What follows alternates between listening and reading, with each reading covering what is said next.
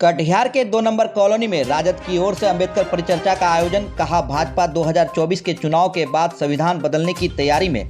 नगर थाना क्षेत्र के वार्ड संख्या 21 अंतर्गत 2 नंबर कॉलोनी में राजद के राजा रविदास की अध्यक्षता में अंबेडकर परिचर्चा का आयोजन किया गया था। इस अवसर पर मुख्य वक्ता के रूप में राजद प्रदेश महासचिव समरेंद्र कुणाल मौजूद थे। उन्होंने परिचर्चा को संबोधित करते हुए कहा कि भारतीय संविधान को बदलने के लिए मोदी सरकार बार बार प्रयास कर रही है। भाजपा 2024 चुनाव के बाद संविधान बदलने की तैयारी में है। भाजपा सत्ता के लिए राज्यों को तोड़ती है, अब देश को खंडित करने का प्रयास किया जा रहा है। भाजपा छुआछूत भेदभाव को देश में फिर से लाना चाहती है। भाजपा के इस प्रयास को राजद पार्टी कभी संभव होने नहीं देंगे।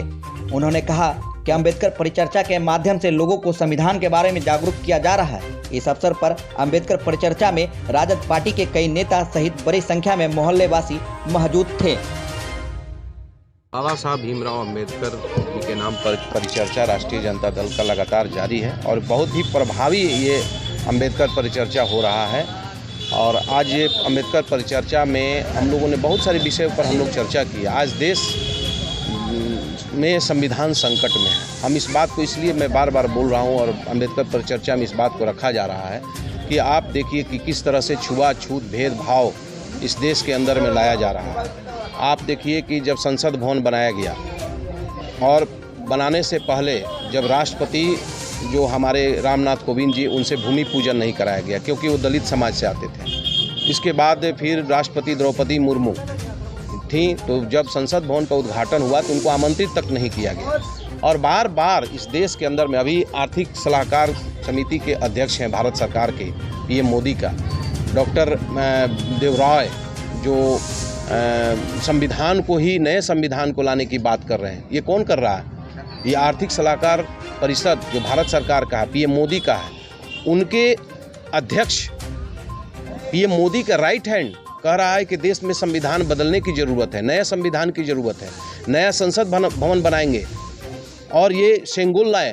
सेंगोल कौन सेंगोल? जब अंग्रेज देश के अंदर में जब जा रहे थे तो उस राजतंत्र का प्रतीक सेंगोल को दिया, तो मोदी जी ने सेंगोल को लेकर के जिस ढंग से देश को दिखाने का काम किया दुनिया को कि ये राजतंत्र आने वाला है। तो ये लोग जो भाजपा आरएसएस है, ये मनुवादी मनुविस्मृति को फिर से लाना चाहते हैं।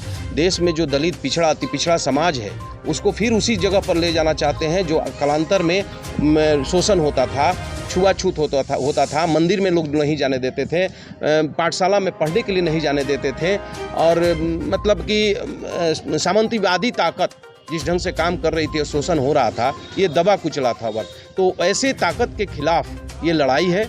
हम बाबा साहब भीमराव अंबेडकर, हम ये कहें कि महात्मा फूले, ज्योतिबा फूले जिस ढंग से दलित पिछड़े वंचित समाज के लिए लड़ाई लड़ा, बाद में बाबा साहब भीमराव अंबेडकर जी ने लड़ाई लड़ी। 2025 से लड़ाई शुरू किया और 1925 से लड़ाई शुरू किया, संविधान का निर्माण हुआ। संविधान में सबको अधिकार है।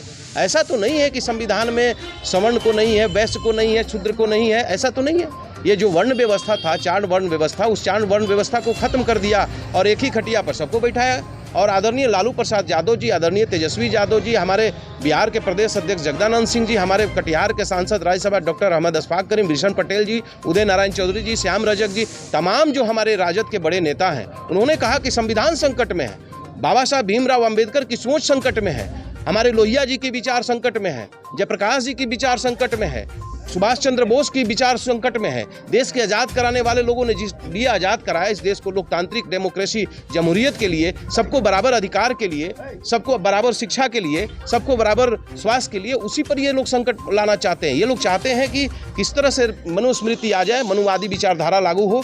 ये दक्षिणपंथी विचारधारा के लोग हैं और ये चाहते हैं कि फिर से हिंदुस्तान के जो गरीब वंचित दलित पिछड़ा आदिवासी समाज है उनका शोषण होता रहे। इसके खिलाफ लालू प्रसाद यादव जी का ये अभियान है और इस अभियान को हम लोग ग्रास रूट पर गांव-गांव में जाकर दलित पिछड़े वंचित समाज के बीच में जाकर हम लोग बता रहे हैं कि राम के नाम पर जिस ढंग से और भगवा ध्वज के नाम पर जिस ढंग से गुमराह किया जा रहा है, हमें वो अधिकार नहीं मिला। राम को मंदिर में बैठा देने मात्र से राम राज नहीं आने वाला है। राम राज लाने के लिए शिक्षा फ्री होना चाहिए। जो गरीब का बच्चा और अमीर का बच्चा एक ही स्कूल में पढ़े तब राम राज आएगा। जब न्यायालय व्यवस्था फ्री हो, सुलभ हो, अमीर हो या गरीब हो, न्याय में खर्च नहीं हो, तब राम राज आएगा। स्वास्थ्य में जब बराबर खर्च हो, एक ही हॉस्पिटल में गरीब का इलाज हो और अमीरों का इलाज हो, सामान्य रूप से दवा उपलब्ध हो, तब रामराज हो, सबका बराबर का हिस्सेदारी हो, तब रामराज हो। रामराज का मतलब ये नहीं है कि आप मंदिर में राम को बैठा करके हिंदुस्तान को गुमराह करके कि हम रामराज आ गया, ये रामराज नहीं है। और एक सवाल और भी है इस माध्यम से, आज आप राम मंदिर बनाए हैं, राम मंदिर जब बनाए तो उसमें जो उसका जो ट्रस्ट है उसमें कितने लोगों को आरक्षण दिया? कहाँ दिया आपने? दलित, पिछड़े, वंचित समाज के लोगों को आरक्षण तो नहीं दिया आपने।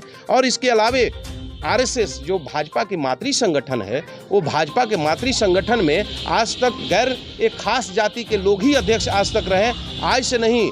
ये आरएसएस जनसंघ की स्थापना 1925 में हुई और उस वक्त से आज तक किसी गैर एक खास जाति को छोड़कर कोई दूसरा नहीं बन सका। कोई पासवान नहीं बन सका, कोई ऋषिदास नहीं बन सके, कोई रविदास नहीं बन सके, कोई रजक नहीं बन सके, कोई शर्मा जी नहीं बन सके, कोई जादव जी नहीं बने, कोई कुर्मी नहीं बना, कोई क्षत्रिय में नहीं बना, कोई शाह जी नहीं बने, कोई जायसवाल जी नहीं बने, कोई गुप्ता जी नहीं बने। तो जब कोई नहीं बना, सिर्फ एक ही समाज के लोग चला रहे हैं, तो यही तो है।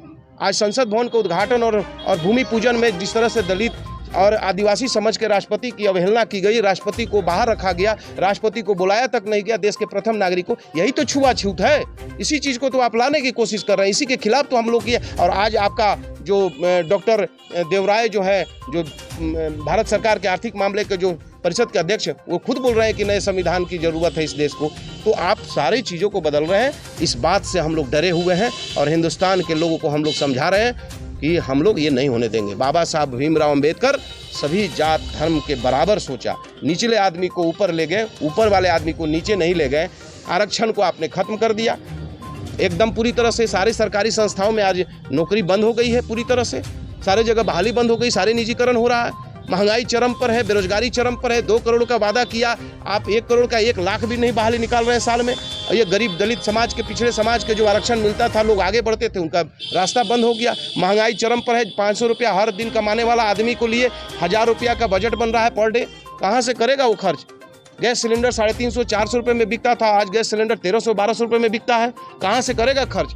हर साल 12,000 10,000 रुपया एक्स्ट्रा उसको अतिरिक्त बजट बनता है। ना वो सेविंग कर पाता है, ना बीमा कर पाता है, ना अपनी माँ का इलाज करा पाता है, ना पिता का इलाज करा पाता है, ना बच्चों की शिक्षा दे पाता है, ना घर बार बना पाता है, ना वो बेटी की शादी करा पाता है, ना बच्चों को शिक्षा तालीम दे पाता है। तो फिर ये देश कहाँ जा रहा है? किस तरह से आप किधर ले जा रहे हैं मोदी जी देश को? और भाजपा के लोग, आरएसएस के लोग, इसी चीज़ के लिए तो हम लोग संविधान और बाबा साहब भीमराव अंबेडकर हिंदुस्तान के लोगों को समझाने के लिए घूम रहे हैं। यही तो हमारा मकसद है कि लोग जान जाओ, आज़ादी कराने में आपका कोई भूमिका नहीं है। आपका 1925 में संस्था बनी आरएसएस, लेकिन देश की आज़ादी में आपकी कोई रोल नहीं रहा। यही मामला है।